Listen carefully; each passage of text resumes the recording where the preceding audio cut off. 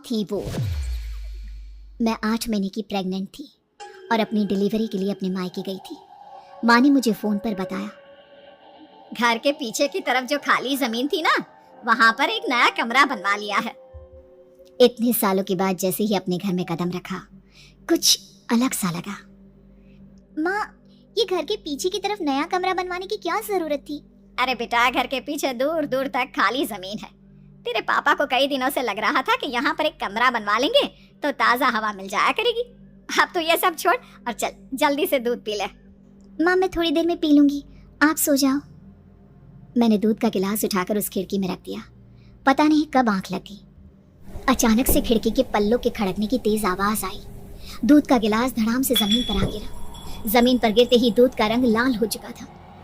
मैंने खिड़की से झांक कर बाहर देखा। चारों तरफ धूप अंधेरा था।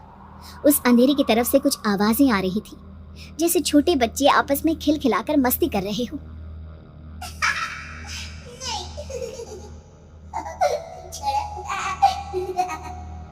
इतनी रात को इतने घनघोर अंधेरे में बच्चों की आवाज कैसे आ रही है?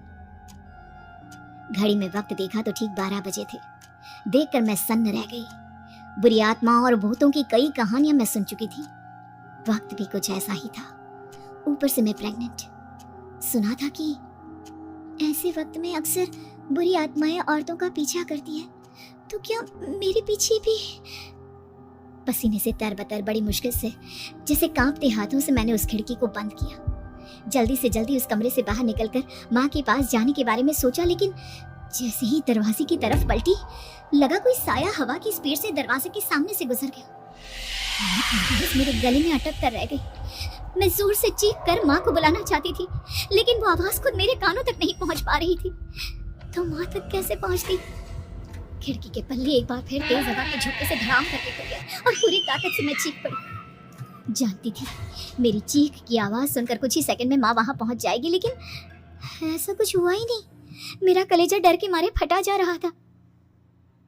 आखिर माँ ने मेरी आवाज क्यों नहीं सुनी? इतनी गहरी नींद में तो माँ कभी नहीं सोती। ठीक पीछे खुली हुई वो खिड़की।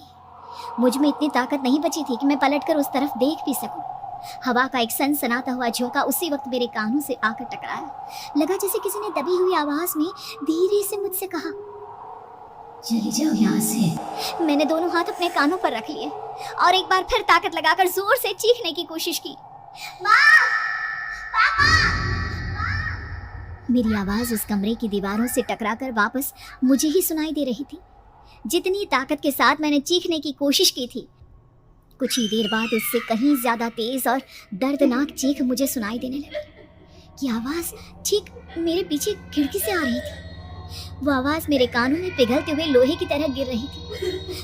उन आवाजों में हैवानियत थी। वो आवाजें किसी इंसान की नहीं है, इतना मैं समझ चुकी थी।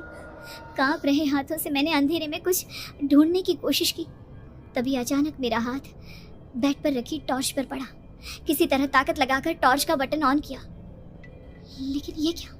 सामने दरवाजे पर 3 छोटी लड़कियां खड़ी हुई थी। उनके हाथ में स्टील के चमचमाते हुए चाकू थे। मैं घबराकर लड़खड़ाई और पीछे की तरफ हटी, लेकिन तब तक वो मेरे पास आ चुकी थी। उनकी गर्दन टेढ़ी थी और उनके हाथों के वो चाकू मेरे पेट को निशाना बनाने को तैयार। मैं जोर से चीखी, नहीं, छोड़ दो मेरे बच्चे को, मत मारो, मत मारो, छोड़ दो मेरे बच्चे को। सोनाली, क्या हुआ बेटा? तू इतनी डरी हुई क्यों है? उठ बेटा, क्या हुआ? हड़बड़ाकर मैंने अपनी आंखें खोली। देखा तो दिन निकल आया था। माँ मुझे जगा रही थी। मेरा चेहरा पूरा पसीने से लथपथ था। क्या हुआ बेटा? तुमने कोई बुरा सपना देखा क्या? मैं अभी तक अपने पूरे होश में नहीं थी। वो मेरे बच्चे को मार देगी माँ। वो लड़की मेरे बच्चे को। मैंने घबराकर अपने पेट को छुआ। सब कुछ ठीक था। और वो दूध जो रात को यहाँ पर गिर गया था, उसका रंग लाल हो गया था। माँ ने हंसते हुए दूध का गिलास मुझे दिखाया। तुमने दूध पिया ही नहीं, पूरा का पूरा ऐसे ही रखा हुआ है। तुमसे कहा था ना सोनाली, सेहत के लिए लापरवाही ठीक नहीं बेटा। लेकिन मैंने तो सब कुछ अपनी खुली आंखों से देखा था। ये सपना कैसे हो सकता है? दोस्तों, हमें उम्मीद है कि आपको हमारी ये कहानी पसंद आई होगी। कृपया हमारे चैनल को सब्सक्राइब करें और सभी अपडेट्स के लिए बेल आइकन जरूर दबाएं। और हाँ, वीडियो लाइक और शेयर करना मत भूलिएगा। Bye bye.